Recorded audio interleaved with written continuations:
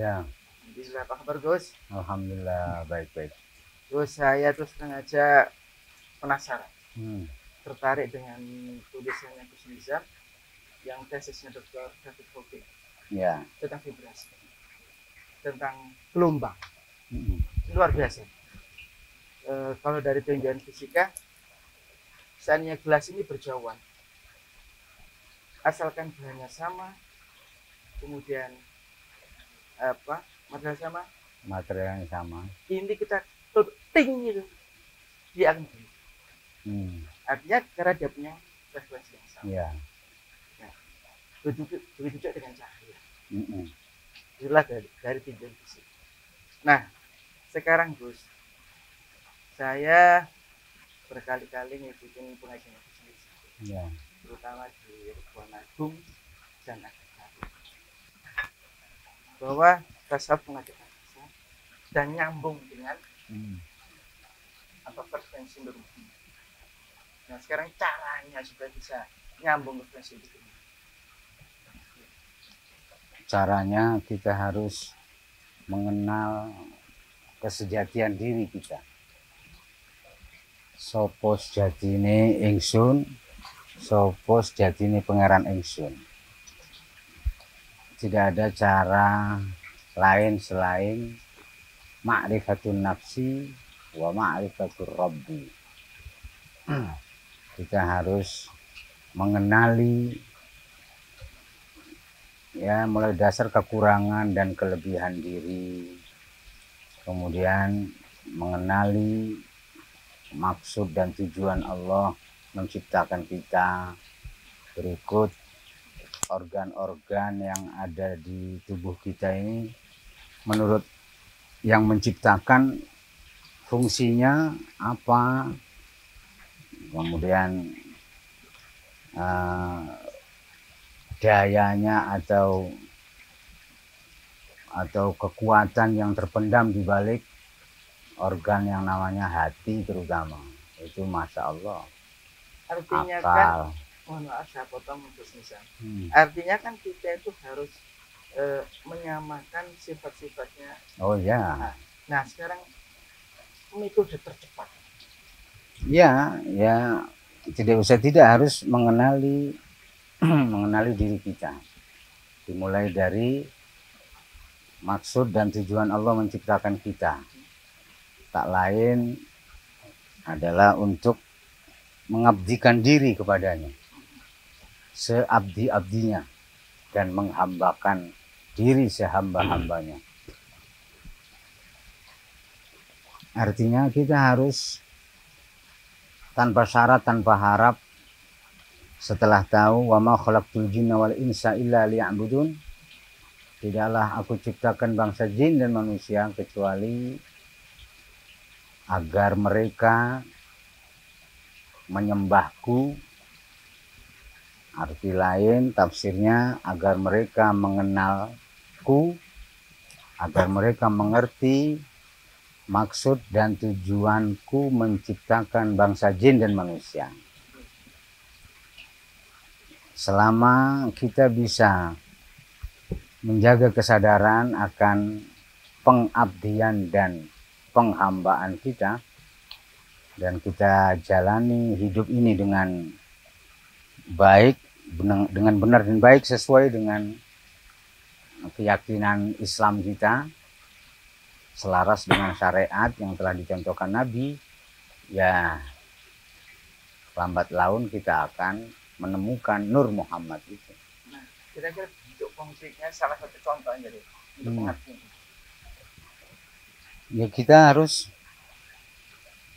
contohnya itu seperti tidak akan bisa sampai ke matahari kecuali cahaya. Nah, kita harus ya menjadi bagian dari cahayanya yang menerangi jiwa kita terlebih dahulu, kemudian dalam diri, kemudian menyinari, menerangi luar diri. Apa mudahnya gini Gus, mudahnya itu. Kalau saya menangkap, punya penangkapan bahwasanya keterangan jenengan seperti ini, gambaran saya itu. Setelah kan harus mengenal diri dulu. Ya. mana mungkin saya bisa sefrekuensi dengan orang tua saya kalau saya belum kenal sejatinya saya itu sebenarnya anak. Apakah mana mungkin saya bisa kenal dengan diri saya di hadapan guru saya, wong saya itu murid, kok ternyata bangkang aja. Apakah saya bisa kenal dengan Muhammad, wong Muhammad itu adalah nabiku dan kita belum mengakui misalnya umat. Kalau sudah mengenal bahwasanya kita itu adalah anak di hadapan orang tua, murid di depan guru, umat di depan Rasulullah, dan seterusnya, itu baru mengenal diri. Dan bisa sefrekuensi, bisa senur, secahaya, setelah benar-benar kita mengabdi kepada orang tua, guru, dan Rasulullah. Apakah seperti itu? Memang seperti itu. Kaidah mengenal dalam arti hakiki itu la ya'rifullaha illallahu. Tidak ada yang mengenal Allah dalam arti hakiki selain Allah. La ya'rifun nabi illan nabi. Gak ngerti nabi nek gak nabi.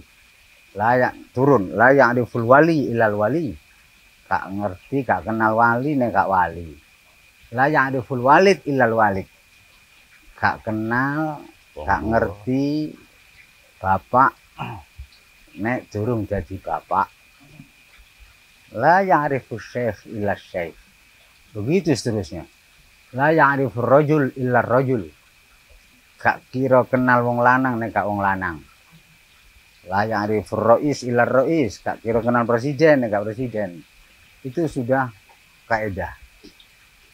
Nah, untuk mengenal nabi harus mengenal ulama pewaris sejatinya terlebih dahulu.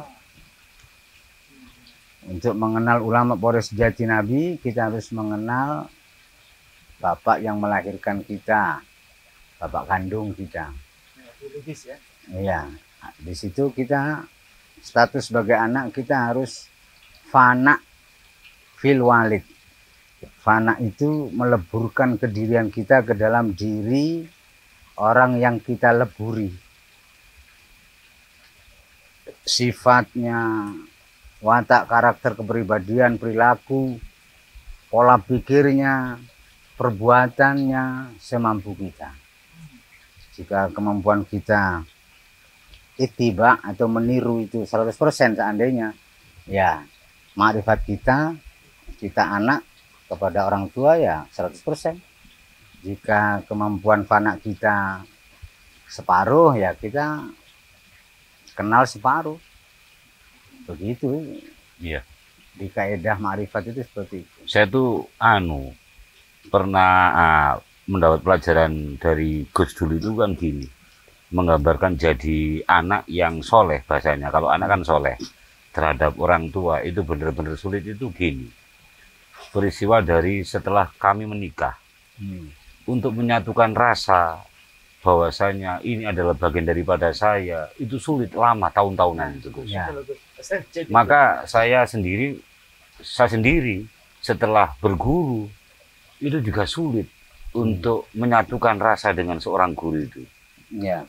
Apalagi nanti menyatukan bahasa yang ditanyakan oleh saudara saya Mulong tadi, untuk mencapai mengenal Nur Muhammad hingga merasuk ke diri kita, itu kan benar-benar sulit. Wong menyatukan dengan gurunya saja sulit. Ya. Nah, ini trik-trik yang Harus mati dulu. Iya. Kalau memang ekstrimnya gitu, kita harus mati dulu, atau artinya mematikan keakuan kita, ego kita, kedirian rendah kita, kekitaan kita.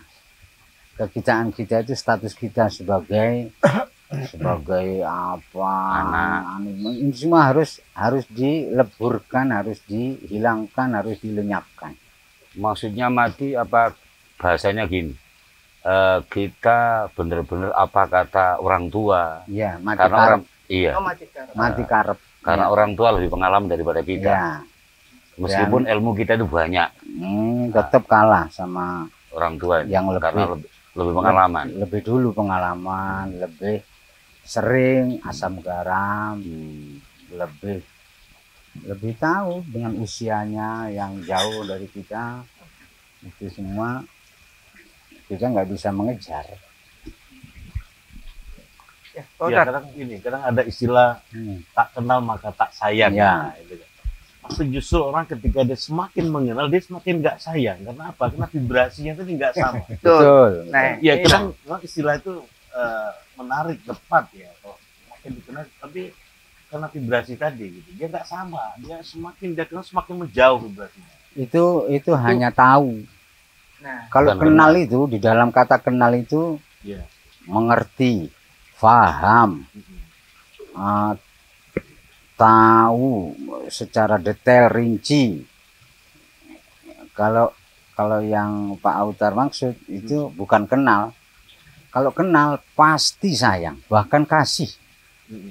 Atau mungkin kenal artinya ada tahapan kenal atau ada tingkatan kenal.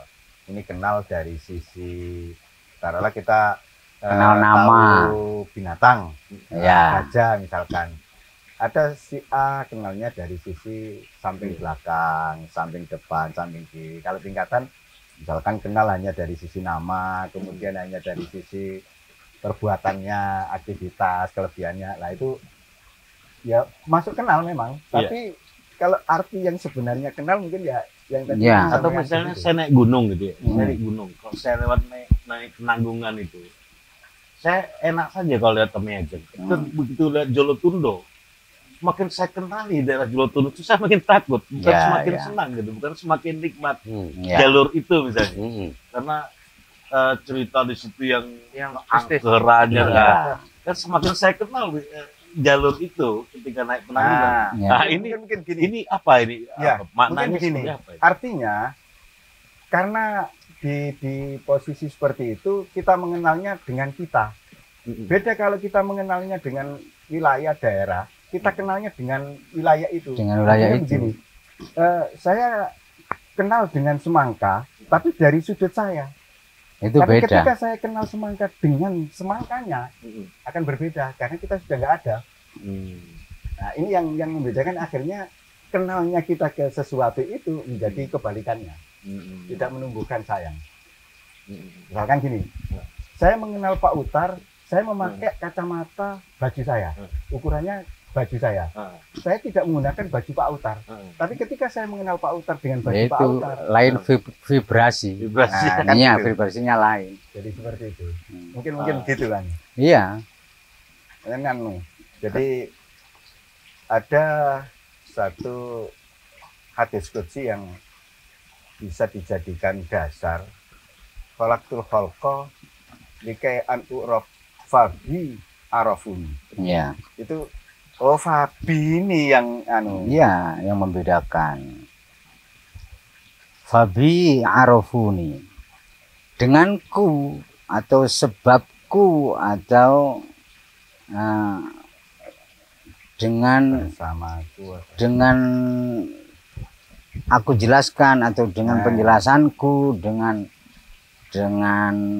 aku mengenal kepada mereka menjadi mengerti aku.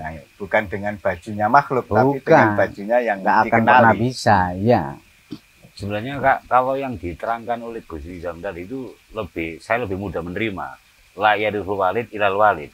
Iya. Tidak akan mengenal sebagai orang tua kalau tidak pernah jadi orang tua. Iya.